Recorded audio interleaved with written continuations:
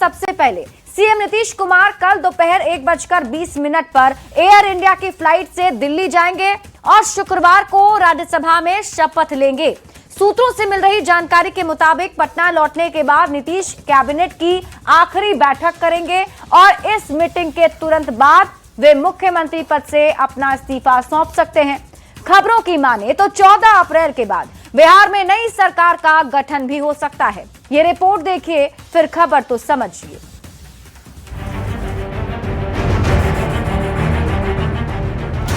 मैं नीतीश कुमार सत्य निष्ठा से प्रतिज्ञान करता हूं। 20 नवंबर 2025 नीतीश कुमार ने 10वीं बार बिहार के मुख्यमंत्री के रूप में शपथ ली।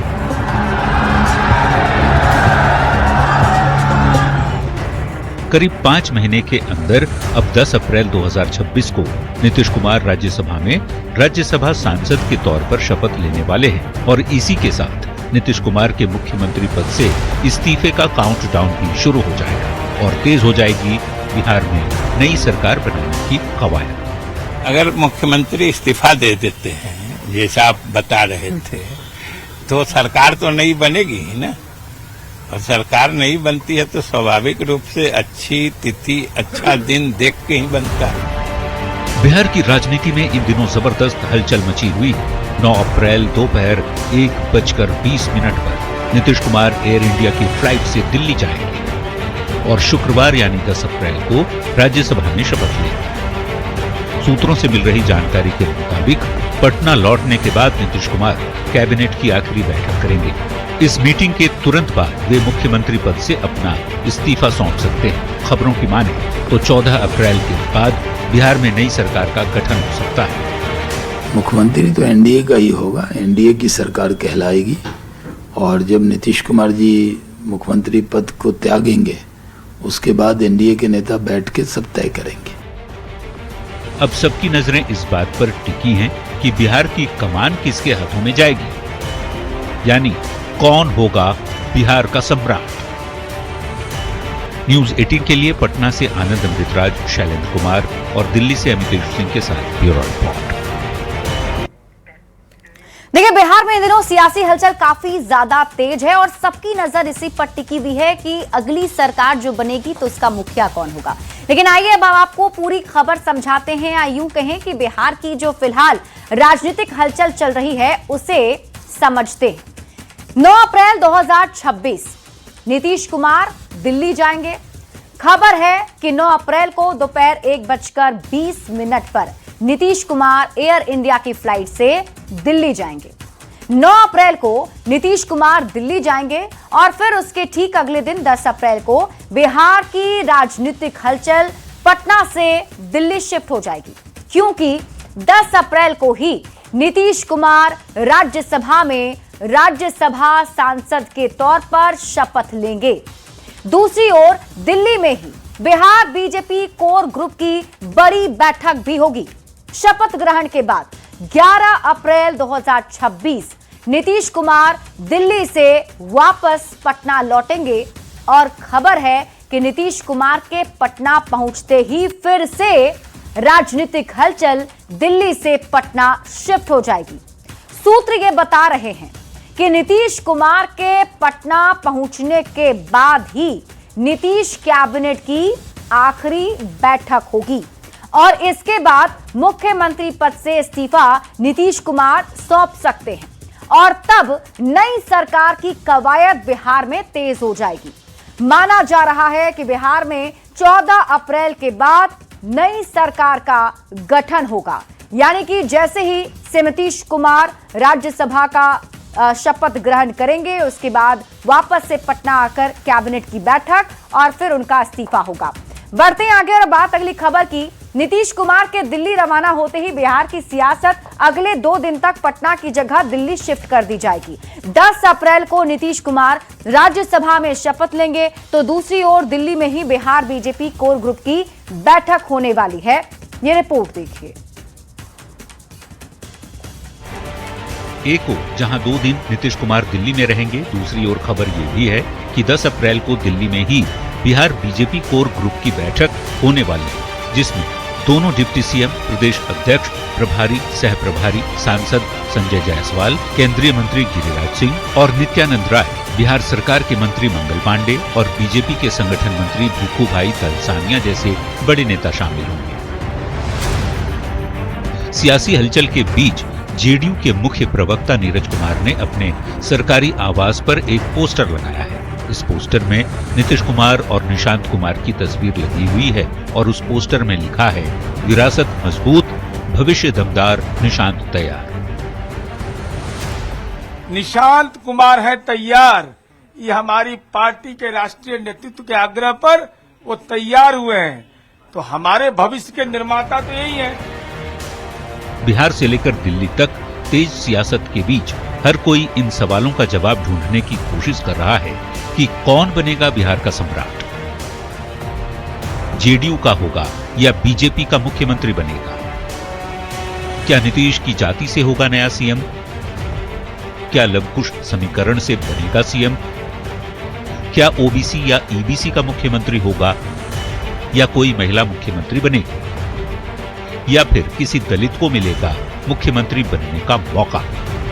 न्यूज 18 के लिए पटना से आनंद अमृतराज, शैलेंद्र कुमार और दिल्ली से अमितेश सिंह के साथ ब्यूरो रिपोर्ट। तो देखिए, बिहार में राजनीति से जुड़े कई सारे ऐसे सवाल हैं जिसमें अब सवाल सबसे बड़ा तो यही है कि बिहार का सम्राट कौन होगा और इसके साथ ही सवाल ये भी किस जाति से होगा। हम आपको पूरी खबर अब समझाते हैं। देखिए, बिहार में इस समय सबसे बड़ा जो राजनीतिक सवाल है वो यही कि कौन होगा अगला मुख्यमंत्री, यानी बिहार का सम्राट कौन बनने वाला है। इसके अलावा और भी कई सारे सवाल हैं जो सियासी गलियारे में तैर रहे हैं। उनको समझिए, कौन बनेगा बिहार का सम्राट, जेडीयू या फिर बीजेपी का मुख्यमंत्री बनेगा। सवाल यह भी है, क्या नीतीश कुमार की जाति से ही कोई नया सीएम होगा? और सवाल तो ये भी पूछे जा रहे हैं कि क्या लव कुश समीकरण से ही बनेगा सीएम? क्या ओबीसी या फिर ईबीसी का मुख्यमंत्री होगा? या फिर जो चर्चा महिला मुख्यमंत्री की चल रही है, तो क्या कोई महिला मुख्यमंत्री बिहार में बनेगी? या फिर क्या कोई दलित मुख्यमंत्री बिहार को मिलेगा? क्योंकि बिहार में जाति की सियासत किसी से भी छिपी नहीं है। ऐसे में हर कोई कयासबाजी में जुटा हुआ है कि अब किस जाति के नेता को मिलेगी बिहार के सीएम की कुर्सी। तो ऐसे में हम ये समझते हैं कि अब तक बिहार में किस किस जाति के कितने मुख्यमंत्री हैं। और आपको बता दें कि अति पिछड़ा समाज से एक मुख्यमंत्री रहे, दलित वर्ग के 3 मुख्यमंत्री रहे, यादव जाति के 4 मुख्यमंत्री बिहार में रहे, कुर्मी और कोयरी जाति से 2 मुख्यमंत्री हुए, ब्राह्मण समाज से 5 नेता अब तक मुख्यमंत्री बने हैं। तो भूमियार जाति के 1 नेता को मुख्यमंत्री बनने का मौका मिला है। बिहार में 4 राजपूत नेता अब तक मुख्यमंत्री का पद संभाल चुके हैं, तो कायस्थ जाति के 2 और मुस्लिम समाज के से 1 नेता को मुख्यमंत्री बनने का मौका मिला है।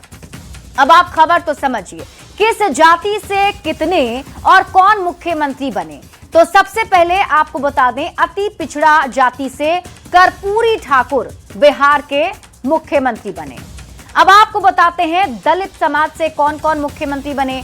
दलित समाज से 3 मुख्यमंत्री बने, जिनमें भोला पासवान शास्त्री, राम सुंदर दास और जीतन राम मांझी का नाम शामिल है।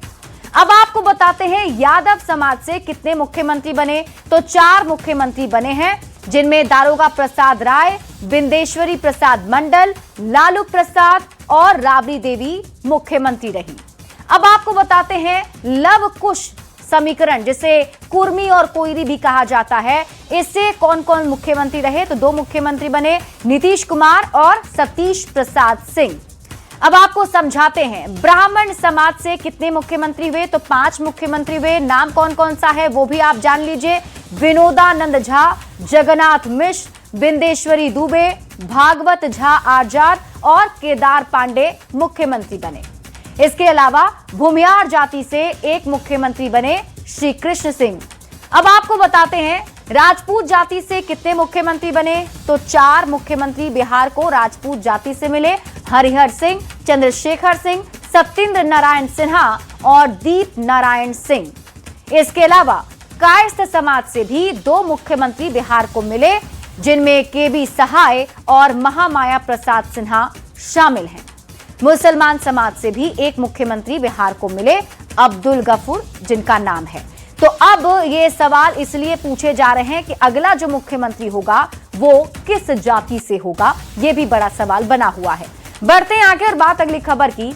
अररिया के जोकीहाट, पलासी और फारबिसगंज के बाद अब मोतिहारी के पताही का गुजराल बाजार, ये नाम सिर्फ जगह नहीं है, ये उन साजिशों के अड्डे बनते जा रहे हैं जहां भारत की पहचान को चंद पैसों में बेचा जा रहा था। यहां फर्जी आधार कार्ड बनाने वालों पर पुलिस ने रोक लगा दी है। सबसे पहले आप ये रिपोर्ट देखिए, फिर खबर तो समझिए। आधार कार्ड एक पहचान जो हर भारतीय की पहचान है, एक दस्तावेज जो देश की सुरक्षा की पहली दीवार है। लेकिन जब यही पहचान बिकने लगे तो खतरा सिर्फ सिस्टम को नहीं, पूरे देश को होता है। फर्जी आधार कार्ड बनाने वाले गिरोह का खुलासा, ये ऐसे लोग तैयार कर रहे थे जिनकी कोई असली पहचान ही नहीं, फिर भी उनके पास था एक वैध आधार कार्ड, भारतीय होने का सबूत। ये पहली तस्वीर है नेपाल बॉर्डर से सटे फारबिसगंज की, जहां सोनू आधार पैन सेंटर नाम की दुकान पर बीते दिनों साइबर थाना पुलिस ने कार्रवाई करते हुए आधार कार्ड बनाने की सामग्री के साथ कई दस्तावेज बरामद किए और दुकान संचालक मोहम्मद मोहसिन आलम को गिरफ्तार कर न्यायिक हिरासत में भेजा।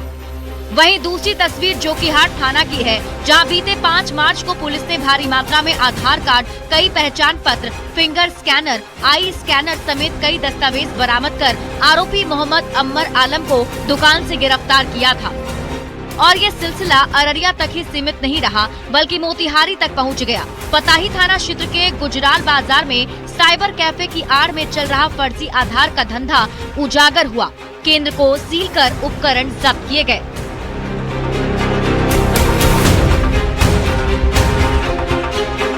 ये तस्वीरें देखकर दिल कांप जाता है। पुलिस की छापेमारी, मेज पर बिखरे फर्जी दस्तावेज, स्कैनर, लैपटॉप और सबसे खतरनाक, एक क्लिक में किसी भी विदेशी या अपराधी को भारतीय नागरिक बना देने की ताकत। सोचिए, अगर कोई भी कहीं से भी फर्जी पहचान के साथ इस देश में रह सकता है, तो क्या सुरक्षित है हमारे शहर? क्या सुरक्षित है हमारे बच्चे? क्या सुरक्षित है हमारी सीमाएं?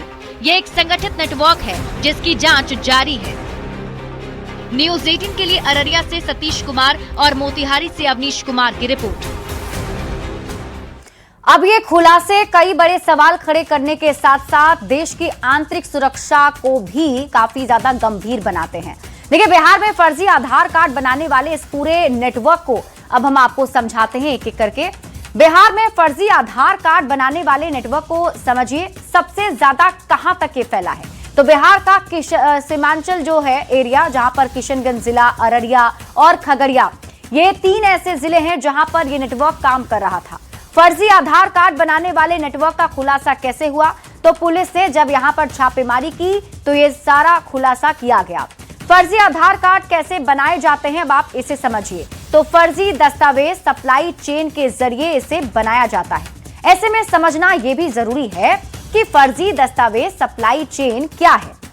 तो आइए आपको समझाते हैं। आधार कार्ड बनाने के लिए पहले तैयार किए जाते हैं ये सारे दस्तावेज, जिसमें जन्म प्रमाण पत्र, निवास प्रमाण पत्र, जाति प्रमाण पत्र, bank passbook, ration card, pension plus Ujjwala योजना के फॉर्म, यानी इनमें से कई दस्तावेज पहले तैयार किए जाते हैं।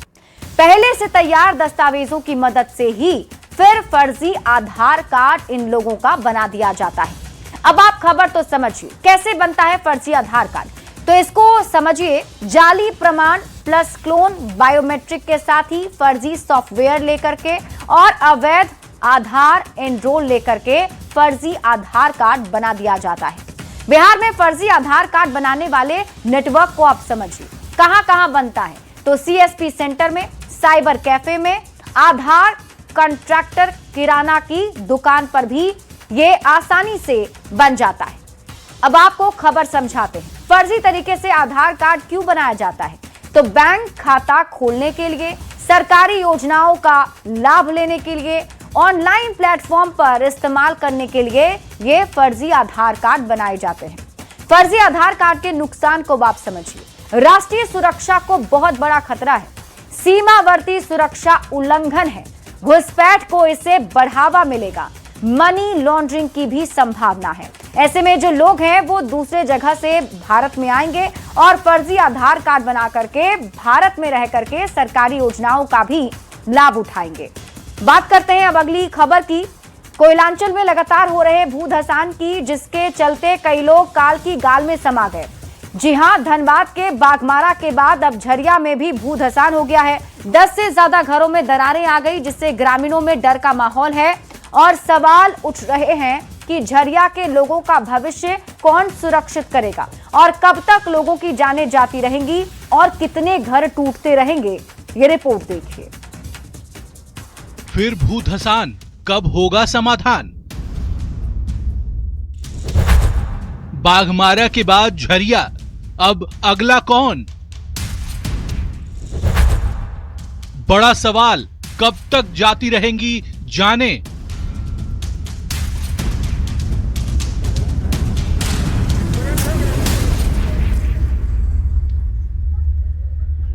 दरार वाले मकान, लोगों की भारी भीड़, स्थानीय लोगों की आवाज। हम कहां जाएं? सरकार कब तक चुप रहेगी? धीरे धीरे पहले सुबह में क्रैक हुआ और धीरे धीरे क्रैक बढ़ते चले गए। बढ़ते हुए पूरा क्रैक 3-4 घर में ले लिया है उधर लगातार से। किस तरह से? सामने ही है जो धंसा हुआ, पूरा पूरा सारा घर, सारा रूम मतलब क्रैक कर गया। रहने लायक नहीं है? रहने लायक तो नहीं है। कि अचानक है तो ये है तो आप देखिए ना, सामने में है। हम तो कुछ जानते भी नहीं, हम लोग तो बड़ादार है। 31 मार्च को बाघमारा, 8 अप्रैल को झरिया। झरिया के बाद अब अगला कौन? ये सवाल इसलिए क्योंकि झरिया के कुल्ली धर्मनगर में भूधसान हुए, जिसमें एक घर पूरी तरह जमींदोज हो गया, जबकि 10 से ज्यादा घरों में दरारें आ गईं। दीवारों और फर्श पर लंबी लंबी दरारें दिखाई देने लगी हैं। जमीन फटने जैसा हो गया है, जिससे संभावित भूधसान का खतरा साफ नजर आने लगा है। यही वजह है कि लोगों की चिंता बढ़ गई है। घर में कोई था उस समय? घर में था, उसका भगनी था, वो थे और इनके लड़का लोग ये हुआ शादी में। अच्छा, आसपास में भी यार अगल बगल में धंसा है। टोटल आसपास में बहुत पीछे चलिए, पीछे देखिएगा तो और जम धंसा हुआ लाइन से। इधर पीछे, इधर पीछे। हालात को देखते हुए कई परिवार अपने घरों से सामान निकालकर सुरक्षित जगहों पर जाने लगे हैं। लोगों का कहना है कि अगर समय रहते कार्रवाई नहीं हुई तो बड़ा हादसा हो सकता है। अब हम लोग सामान निकाल के बाहर आने लगे, बच्चा बुच्चा हटाने लगे भाई। धीरे धीरे देख रहे बढ़ते जा रहा, दरार बढ़ते जा रहा। कितने लोग रहते हैं? 15 लोग रहते हैं। वहीं इस मामले को लेकर अब सियासी पारा भी हाई हो गया है। झरिया विधायक रागिनी सिंह ने बीसीसीएल पर लापरवाही के आरोप लगाए हैं। घर टूटे, लोग बेघर हुए और सवाल वही है कि आखिर कब तक झरिया के लोग इस खौफ में जीते रहेंगे? क्या लोगों की जिंदगी कोयला खदानों की आग में झोंक दी गई है? अवैध खनन और भूमिगत आग को रोकने में प्रशासन नाकाम है। क्या प्रशासन प्रभावित परिवारों को सुरक्षित और स्थायी घर दे पाएगा? अवैध खनन और भूमिगत आग पर कब लगेगी लगाम? न्यूज 18 के लिए धनबाद से संजय गुप्ता की रिपोर्ट। इस भूधसान की वजह से कई लोगों की मौत भी हो गई है। हम आपको पूरी खबर समझाते हैं, इसके पीछे की वजह क्या है, सब कुछ डिटेल से आपको बताएंगे। धनबाद में भूधसान वाली खबर को अब आप समझिए। देखिए, धनबाद में भूधसान वाली खबर को समझने से पहले आपको ये समझना होगा कि इसमें होता क्या है। तो जमीन अचानक से धंस जाती है और जानलेवा गैस जो है वो जमीन के अंदर से निकलनी शुरू हो जाती है। अब आपको बताते हैं किन किन इलाकों में भूधसान एक बड़ी समस्या बनी हुई है। तो धनबाद, झरिया और बाघमारा ये इलाके हैं जहां पर ये सबसे बड़ी समस्या लोगों के सामने है। भूधसान के प्रभाव में कितने लोग और कितनी बस्तियां हैं, अब आप इसे समझिए।